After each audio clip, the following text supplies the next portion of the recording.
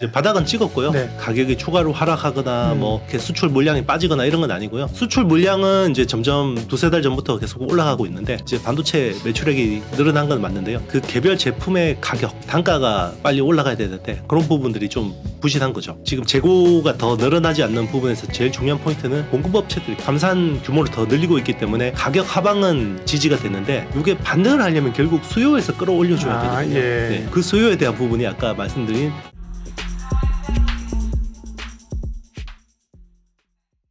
안녕하십니까. 예민수의 경제토크 시작합니다. 시장이 좀 꿀럭꿀럭 지지부진하지만 가장 기대되는 주식은 역시나 반도체입니다. 반도체 IT에 대해서 가장 잘 아시는 분이죠. IT의 신 이영수 대표님과 오늘 반도체 얘기하도록 하겠습니다. 어서 오십시오. 네, 안녕하십니까. 네. HSL 파트너스 이렇게 안 하고 발음이 괜찮네. 네. IT 신 이영수라고. 그러니까요. 네. HSL 이게 제 발음이 어려워가지고요. 그러게요. 반도체는 기대감들은 굉장히 많고요. 업황도 좋아지는 것 같은데 확실히 AI는 주도하고 있고 여타 부분이 뭐 스마트폰, PC 이런 쪽이 아직은 안 돌아 나오나 보죠? 네, 그렇습니다. 예. 사실 그 메모리 반등 사이클이 우리가 생각했던 것보다 좀 다소 늘어지고 있다는 느낌이 들고 있는데 가장 큰 요인은 이제 스마트폰이고요. 스마트폰 특히나 이제 중국 리오프닝 효과가 생각보다 별로였습니다. 그러니까 이제 리오프닝 하면 사람들이 많이 돌아다니고 새로운 폰 사고 그렇죠. SNS도 열심히 해야 되고 휴대폰 많이 찍을 거라고 생각했는데 많이 돌아다니는데 그러니까 여행이나 뭐 이런 쪽에서는 많이 쓰는데 이 내구 소비재인 스마트폰은 안 바꾸더라고요. 그러니까 이게 사실 스마트폰은 새로운 그 혁신이 없잖아요. 폼팩터가 이제 폴더블인데 그죠? 우리나라 분들도 폴더블 그래도 제법 쓰는데 중국 사람들이 별로 그렇게 관심이 없나 보네, 그죠? 뭐 그런 부분도 있고 또 하나 이제 우리가 간과했던 부분이 그건 같아요.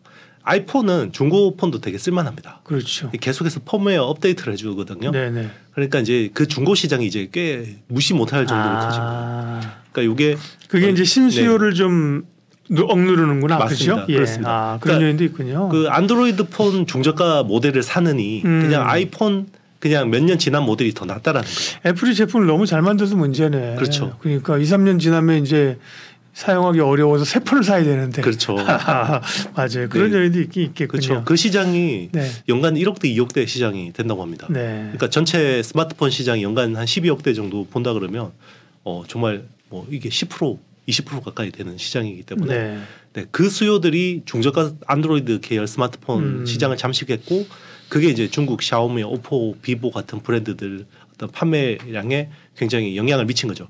이 업체들은 사실은 최적화가 좀 딸리기 때문에 한국 그 메모리를 되게 많이 쓰던 업체들이거든요. 그런 부분에서 영향이 있습니다. 그 스마트폰이나 PC나 범용 제품이 돌아서려면 시간이 좀 걸린다. 그럼 결국은 이제 AI 반도체가 이제 AI 반도체 서버 이쪽이 얼마나 더 해주느냐가 중요하겠네요. 네, 맞습니다. 이제 일단 지금 뭐 서버 쪽은 분위기는 나쁘지 않은데 이것도 이제 안에 뜯어서 보면 하이엔드 쪽하고 미들 로우 쪽하고 분위기가 좀 다르거든요. 그러니까 하이엔드라고 하면 우리 요즘에 챗 GPT 그 바람에 불고 있는 엔비디아 GPU를 써서 만든 AI 반도체 쪽. 그러니까 AI 서버 쪽은 되게 좋아요. 그런데 미들 로우, 뭐 엔터프라이즈형 서버나 이런 쪽은 또 별로 굉장히 안 좋죠. 기업들이 아무래도 업황이 안 좋다 보니까 뭐 IT 투자를 좀 많이 늘릴 수 없는 상황인 거죠. 제한적으로만 되는 쪽으로만 살아남기 위해서 투자를 하는 거고요, 그죠? 전반적인 투자는 안 하는 거죠. 맞습니다. 이게 하이엔드 쪽은 뭐 빅테크 간의 경쟁이잖아요. 빅테크 업체들은 여기서 AI에서 기술이 밀리면 안 되죠. 돈도 있고 그죠? 맞습니다. 투자하는데 나머지 여타 업체들은 지금 그럴 여력이 좀 없는 거네요, 그죠? 네, 맞습니다. 결국은 이제 엔비디아가 탑인데 엔비디아 실적 발표하고 나서 기대감도 있고 목표가도 많이 올리고 있는데 주가는 뭐 조금 소강 상태이죠, 요즘. 이게 그 IT 시장에 그 정설이 하나 있잖아요. 고퍼에 사서 저퍼에 팔아라. 그게 엔비디아한테도 정확하게 들어맞는 것 같아요. 그러니까 사실 엔비디아가 얼마 전까지만 해도 PR이 100배, 200배 되니까 이걸 밸류에이션으로 어떻게 설명하냐. 라고 했는데 이번에 엄청난 서프라이즈를 냈습니다. 그래서 EPS가 낮아졌죠. 그렇죠. 지금 PR이 36배, 37배 정도 되거든요. 그러니까 이제 오히려 주가는 재미가 없죠. 왜냐하면 이제는 기대감이 너무 과한 거죠. 근데 이게 주가라는 게 실적 곱하기 기대감인데 실적은 계속해서 잘 갈 것 같아요. 3분기 가이던스도 160억 달러를 제시했거든요. 네. 그런데 이제 4분기는 어떻게 할 거냐 이게 걱정인 것 같습니다. 네. 이제 기대감이 너무 과한 거죠. 투자자들이. 그러니까요. 네. 470달러네요. 엔비디아는. 네. 지난번에 이제 실적 나오고 500달러 살짝 찍고 나서. 네네 맞습니다. 네. 그러면 이제 엔비디아는 뭐 새로 좀 올라가려면 말씀하신 것처럼 오히려 PR이 낮아졌는데 다시 이제 3분기 실적 뭐 되거나 이래야지 올라가는 건가요? 이제는 이 뭐 실적이 얼마만큼 서프라이즈가 나와도 이게 시장에서 별로 안 놀랄 것 같아요. 네. 네. 워낙 이제 네. 좋긴 해서. 네. 맞습니다.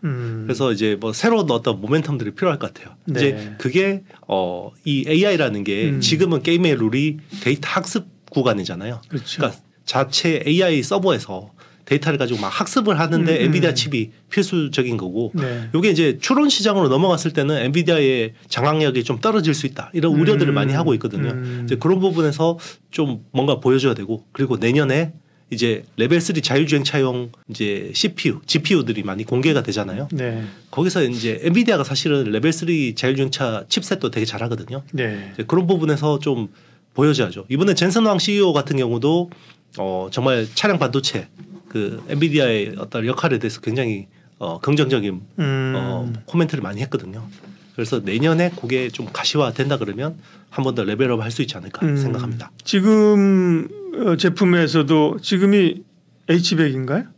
네, 지금 H100이 최고 하이엔드. 내년에는 뭐 네. 그레이트 호퍼, GH200 뭐 이런 거 나온다면서요. 맞습니다. 네. 네. 그 신제품. 그다음에 중요한 얘기 하셨네. 꼭 이제 AI 칩뿐만 아니라 자율주행용 차량용 반도체도 엔비디아가 하고 네네. 엔비디아 가지고 있는 무기들이 많이 있네요. 맞습니다. 예. 네. 그러면 이제 우리가 지금은 오로지 HBM에만 우리가 관심 쓰는데 엔비디아가 앞으로 할 수 있는 반도체 영역을 좀 확장해서 생각해 볼 필요도 또 있겠습니다. 그렇죠. 네. 이제 차량 반도체에 또 HBM이 같이 페어링해서 들어간다 그러면 아주 네. 우리한테는 좋은 그림이겠죠. 그러니까요. 네. 네. 반도체 전반적으로 이제 업황 자체는 그러면 소위 이제 바닥은 찍은 거죠? 네, 맞습니다. 네. 이제 바닥은 찍었고요. 네. 이제 뭐 가격이 추가로 하락하거나 또 뭐 이렇게 수출 물량이 빠지거나 이런 건 아니고요. 네. 수출 물량은 이제 점점 두세 달 전부터 계속 올라가고 있는데 네. 이제 반도체 매출액이 늘어난 건 맞는데요.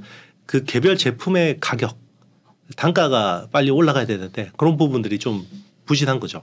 그러니까 지금 어떻게 보면 지금 재고가 더 늘어나지 않는 부분에서 제일 중요한 포인트는 공급업체들이 감산을 계속해서 늘리고 있거든요. 네. 감산 규모를 더 늘리고 있기 때문에 가격 하방은 지지가 되는데 이게 반등을 하려면 결국 수요에서 끌어올려줘야 되거든요. 예. 네. 그 수요에 대한 부분이 아까 말씀드린 스마트폰하고 PC 그리고 일반 서버 이런 쪽입니다. 그렇죠. 네. 감산은 뭐 지금도 계속 하는 것 같은데 좋은 말씀. 감산을 하면서 이제 가격 하락을 저지하는 거지만 쭉쭉 끌어올리려면 수요 쪽 견인 요인이 있어야 된다. 그죠? 네, 맞습니다. 예, 그런 게 좀 터져줘야 되는 거고요.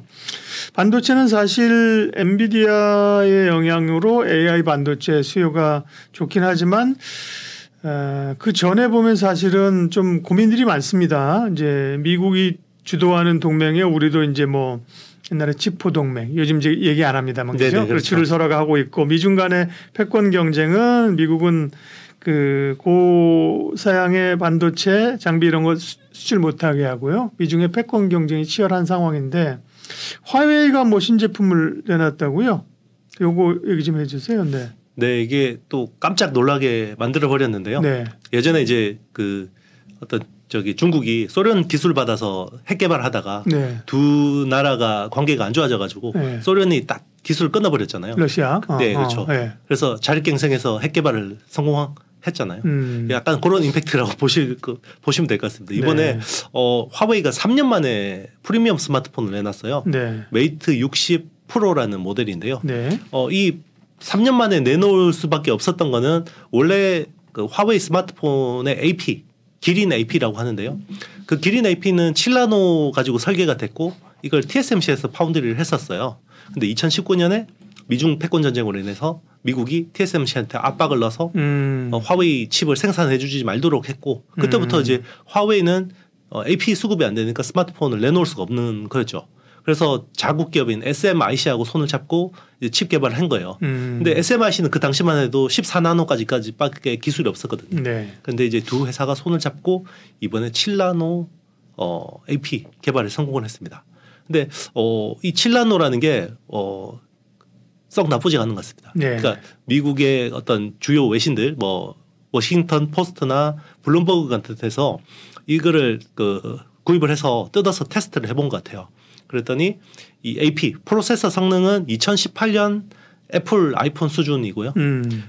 애플 중고폰도 쓸만하다고 했잖아요. 그러니까, 네, 2018년 모델이면 쓸만하거든요. 예. 그리고 5G 통신 속도는 거의 최신 애플 아이폰하고 비슷하답니다.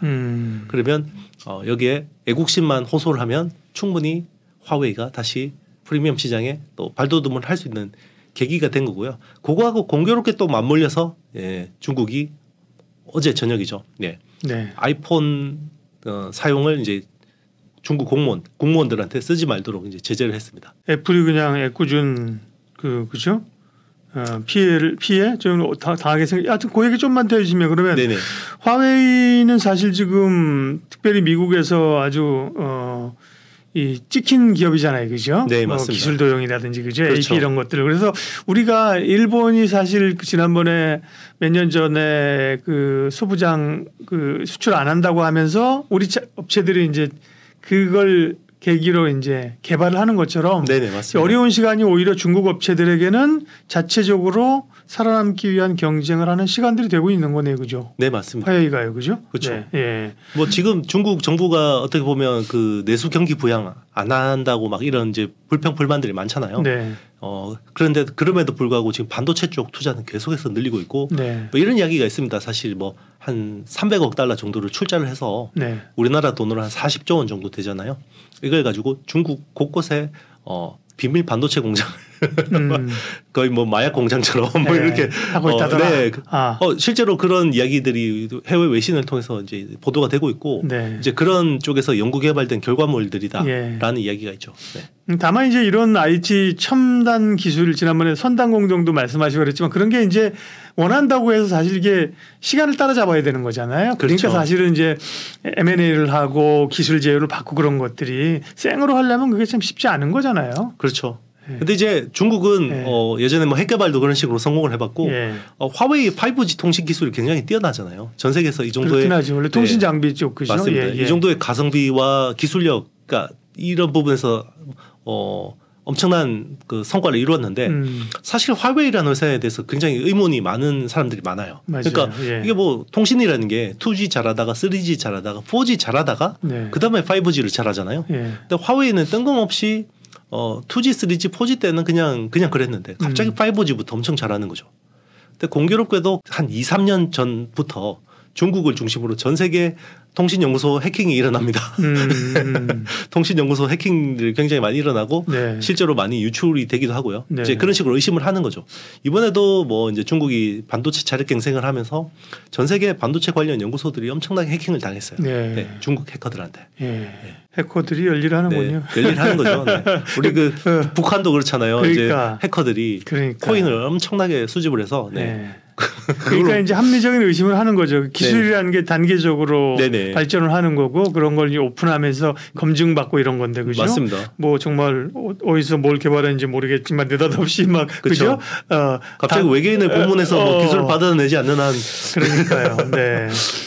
그러면 이제 중국은 미국이 그 제약하는 거에 대해서 이제 반격으로 공무원들에게 아이폰 쓰지 말라고 한 거예요. 그게 이제 중국은 또 이 사회주의 국가니까 그렇죠? 이런 게 이제 사회적인 분위기로 막 불매 운동 이렇게 가게 되면 애플도 굉장히 머리 아프겠네요. 맞습니다. 이제 그 동안에 이제 애플이나 테슬라는 중국 인민들이 좋아하기 때문에 이렇게 이제 미중 갈등 사이에서도 수요가 탄탄하다라고 나름 인정하던 브랜드였는데 이제 그런 분위기들도 슬슬 바꾸기 시작하는 거죠. 왜냐하면 중국도 이제 기술이 올라오고 어느 정도 대체제가 그러니까 자국 기업들이 기술이 올라오다 보니까 이제 그런 스탠스를 보이는 거고요. 사실 애플이 어제 저녁에 3.6% 주가가 빠졌는데 이게 올해 들어서 하루 낙폭 이 규모가 네. 최대치거든요. 그 영향이 있었군요. 맞습니다. 네. 그래서 사실 애플이 연간 중국에서 파는 아이폰 수량이 한 20% 정도 됩니다. 그러니까 이게 무시 못하는 거죠.